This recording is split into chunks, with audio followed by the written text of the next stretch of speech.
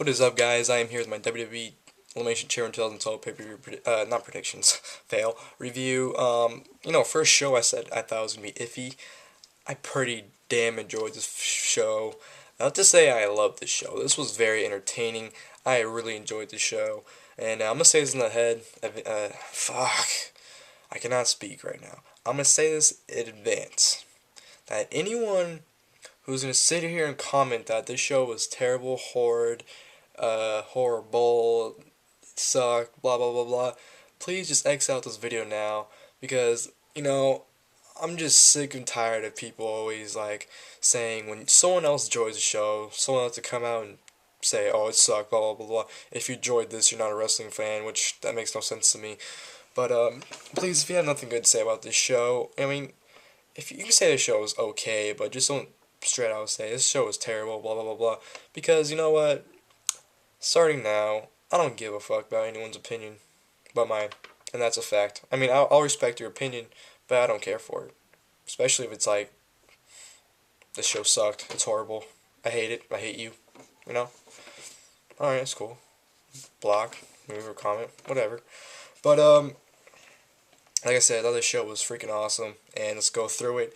The opener was the Elimination Chamber match for the WWE Championship, WWE Champion CM Punk.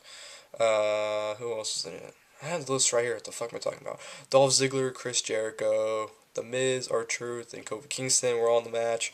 The entrance of the chamber went like this. CM Punk and Kofi started the match.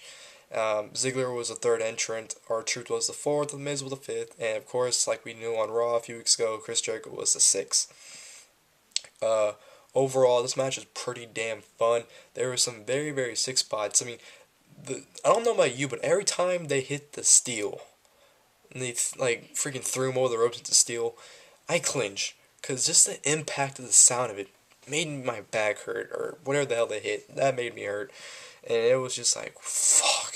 It was crazy. All right, eliminations went like this. R-Truth was of course the first one eliminated by CM Punk, after Kofi Kingston Trouble in Paradise, and then CM Punk did the elbow drop off the top rope and got the 1-2-3 to eliminate him. And before I go further, am I the only one to notice that every time R-Truth's in the chamber match, he doesn't last more than 3 minutes? I mean, look at his chamber match 2010. Him and Punk started the match. He was eliminated before the first pod opened. Last year, he got in. He was in the match for about a minute and got eliminated. This year, he's in there for about a minute, 2 minutes, and he's out. What's the point of him being in chamber if he's just going to get eliminated, within 2 to 3 minutes? Doesn't make any sense to me. But of course he was gone. Dolph Ziggler was next to go after Chris Jericho hit a sick code breaker on him. Ziggler took some pretty bad spots. He did a sick spot where Kofi jumped off the chain and DDT'd him into the steel floor, which had to hurt like fucking hell. Might I add, Dolph Ziggler looked exactly like Billy Gunn today. He had the elbow pad, he had the pink tights. Not tight, but trunks. But he looked exactly like Billy Gunn today. I don't care what anyone else says, but he did. So Ziggler got eliminated by Jericho with Codebreaker. Kofi was the third to go after Jericho put the Walls of Jericho in. Not just the Walls of Jericho, but Kofi had his head in the ground. Jericho had his knee on Kofi's head, and just the way he had it looked so painful. And Kofi eventually tapped out to it. Jericho was next eliminated, but however, he wasn't eliminated. That didn't make any sense, but it's true. What happened was after Kofi got eliminated, Jericho attacked Kofi, threw him into the wall, the steel, and then he threw him through the door, and he fell out. He turned around, Punk gave him a big boot to the head, then Jericho fell out and hit his head on something, and the medics were like, holy shit, we gotta rush to him right now. Come on, we need help, he's knocked out. He's not responding, man. We should call the ER, he's not responding, he's dead. Yeah, calm down. So Jericho was eliminated by injury, you can say. This was Kane on The Miz and CM Punk. And they actually had a pretty damn good match. It was pretty damn good. They did a sick spot where Punk jumped off the top rope and The Miz caught him and hit a skull crushing finale, which was freaking awesome. And then, they brawled for a while and The Miz was gloating, he's telling Punk that he's better than him, blah, blah, blah. And then at the end, Punk threw him into one of the pods where he went to the ring post and hit the pod. And then Punk gave it GTS, and 1-2-3 retained the title in a freaking awesome match. I love this chamber. It was awesome. And Punk had a clean shave, which was kind of weird. But, like I said, great chamber, great opener. Next, you had a Santino segment with him drinking raw eggs like Rocky with epic Eugene music in the background. Yeah. Next, you have a John Cena video package for WrestleMania. And not just a video package, it's him working out with a bunch of FCW guys, such as Seth Rollins, Xavier Woods, and a bunch of other FCW guys, which was pretty damn cool to see. That they acknowledged their FCW guys too, because when it said their name, it had WWE Developmental like Superstar or whatever. So that was pretty cool. They acknowledged that. So thumbs up. Next, you have the Divas Championship match, Beth Phoenix versus Tamina. I could care less for this match. Beth Phoenix retained with the Grand Slam, and this match got too much time. It got about 10 minutes, and no one cared for this. So why'd you give that match that much time if no one cared? I have no clue. But like I said, Beth Phoenix retained with the Grand Slam. Whatever. Next, we have another Santino segment with him punching raw meat like Rocky, with epic Eugene music in the background still. Okay. Next, you have Josh Matthews saying that he's unable to interview Chris Jericho because he's still unresponsive. Okay. They show Jericho and he's like, So it's like, alright, whatever. Next, we have John Laurinaitis' huge announcement he has, which wasn't even an announcement. He just said he should be the Raw general manager and SmackDown general manager, which was like, okay, you've been saying that for like the last week now. But Alberto Del Rio comes out, makes his return. He's been gone for the past 2 months. He returns and says that he agrees that Mr. Laurinaitis should be both the Raw and SmackDown general manager. Epic. But then Mark Henry comes out. He agrees with Alberto Del Rio and John Laurinaitis. And what happens? Christian also makes his return. And I had no clue what Christian said on the mic, because I had to take a piss like a racehorse at the time. So I ran to the bathroom, ran back, and by the time I got back, they were leaving the ring. So I was like, I probably didn't miss anything. Christian probably agreed with them. But might I add, Christian had an epic beard. So Christian, I'm pretty sure you're going to go far with that beard. Then we have, once again, another Santino moment, a segment with him running up a flight of stairs with epic Eugene music once again. Then we have Josh Matthews interviewing the Big Show for the world title match. And what does Big Show say? He's walking out the world champion. And that is it. Then we get to the Elimination Chamber match for the World Heavyweight Championship. Daniel Bryan versus the Big Show versus Wade Barrett versus Cody Rhodes versus the Great Khali versus Santino Marella. The entrance went like this. And the Big Show and Wade Barrett started the match. Cody Rhodes was third, Santino was fourth, Great Khali was fifth, and Daniel Bryan, the champion, was sixth. This match sucked. It did not suck. That makes sense? No. The beginning sucked, but the ending didn't. You see, this match was pretty damn bad until Santino got in. I mean, it was still pretty bad when he got in, but it wasn't until Daniel Bryan got in where this match went freaking awesome. It turned into a freaking bad match to an awesome match. The crowd was chanting boring the first 2 minutes of the match, and that's showing something. But this crowd got so riled up at the end, it was freaking awesome. Of course, Khali was the first eliminated. He was in the match for a whole minute. Freaking Cody Rhodes had 3 disaster kicks on him. Barrett, I think Barrett gave him a big boot. I don't remember. But then the Big Show gave him a spear to get to 1, 2, 3 to eliminate him. Whatever. Big Show was the next being eliminated when, I forgot what happened, to be honest. I know Rhodes eliminated him. Oh, Rhodes gave him a DDT, then Barrett gave him a big elbow drop, and Rhodes pinned him to eliminate the Big Show. Get out of here. Cody Rhodes was next eliminated when Santino rolled him up when Rhodes was bragging how he eliminated the Big Show, blah, blah, blah, blah. Get the hell out of there, Rhodes. Wade Barrett was next by Santino. I honestly don't remember how he got eliminated. I'm drawing a blank right now. I should have wrote down how Barrett got eliminated. I think maybe I don't remember. Barrett got eliminated by Santino. I completely forgot how he got eliminated, but Barrett got eliminated. I think maybe by like a rope or something too, or a small package. I don't know. Barrett's gone. It's all that matters. You come down to Santino and Daniel Bryan.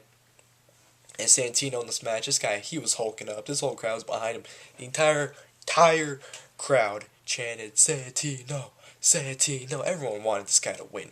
And it got kind of scary for me because you actually kind of thought Santino might win the match when it was coming toward the end because of how good this guy was looking. Santino looked awesome in this match, I ain't gonna lie.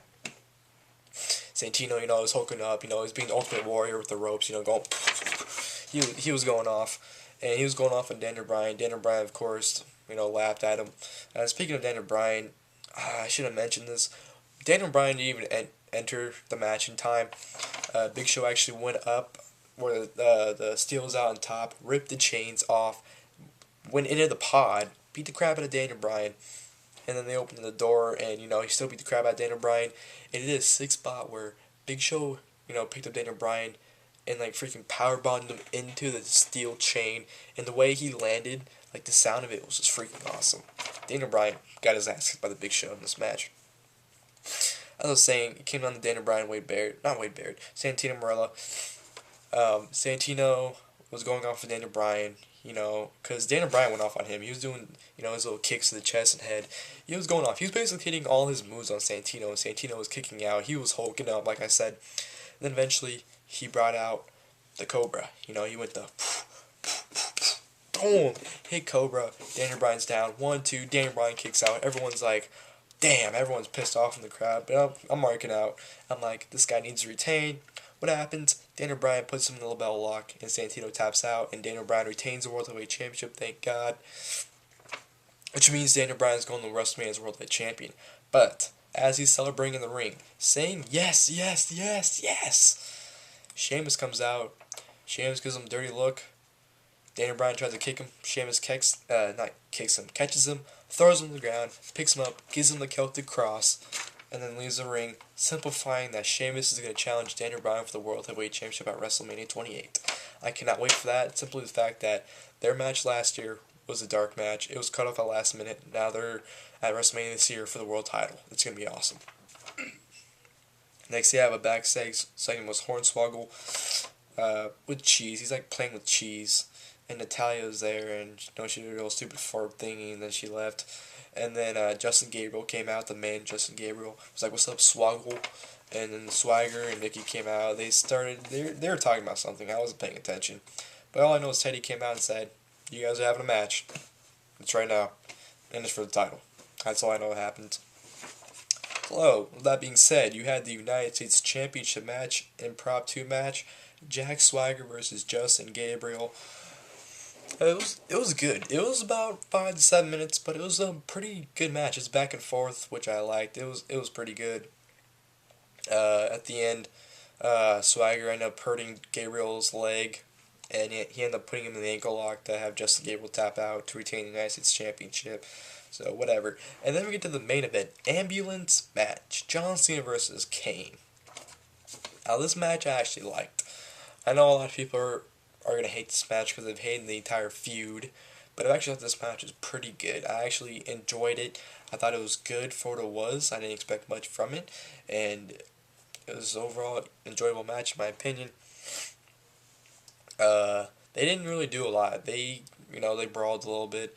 They used a wheelchair as a weapon. I didn't know that was a lethal weapon, but apparently it is. So they used the wheelchair to, basically play, race cars with them. And they got to the ring. Kane does the mandible claw, tries to carry Cena to the ambulance. Cena fights back. Cena puts Kane in the wheelchair, reels him into like a bunch of crap. And then they start brawling in the crowd, and they make their way back to the ring. And, Cena goes off all of a sudden, he's getting all his strength, and he's beating the crap out of Kane. He's taking the steel steps, and, he's hitting him pretty damn hard with those steel steps, might I add. I think one of the shots, Kane didn't even protect it, he just got hit straight up. And then Cena took a microphone and hit Kane with it, and it was funny because he's like, "So am I in your Fave 5 now, Book?" And threw the mic. It was pretty funny. And Book's like, "Yeah, you're my Fave 5, man. You're my Fave 5." And of course, Cena goes to the announce table out of the two. He goes to Spanish one, takes his top off, goes the attitude adjust Kane through, but Kane counters into a choke slam. Then Kane goes to the ambulance, gets the Gertie, puts Cena on it, tries to put Cena in the ambulance, puts Cena in the ambulance, but before he can close it, Cena fights back. And, they're fighting back. and they go to the front of the ambulance. Cena climbs up to the top, and so does Kane, and they're brawling. Kane goes to chokeslam Cena off the ambulance. Cena gets down, hits the AA on Kane off the ambulance onto the ground. Don't know what Kane hit, but apparently it wasn't very painful because by the time John Cena got to the ground, Kane was already back up. And then John Cena threw Kane into the ambulance, and then the match was over. And then Cena ran back to the ring and pointed at WrestleMania and said, "Next is The Rock." So, 6 weeks, 42 days, WrestleMania 28, The Rock versus John Cena is going down. Overall, Elimination Chamber, I liked it, I enjoyed it. Good, very, very good show in my opinion. If you didn't like it, that's cool. But like I said, I don't care about your opinion. It's all about mine. And I'm out. Thanks for watching, guys. And WrestleMania. It's coming up.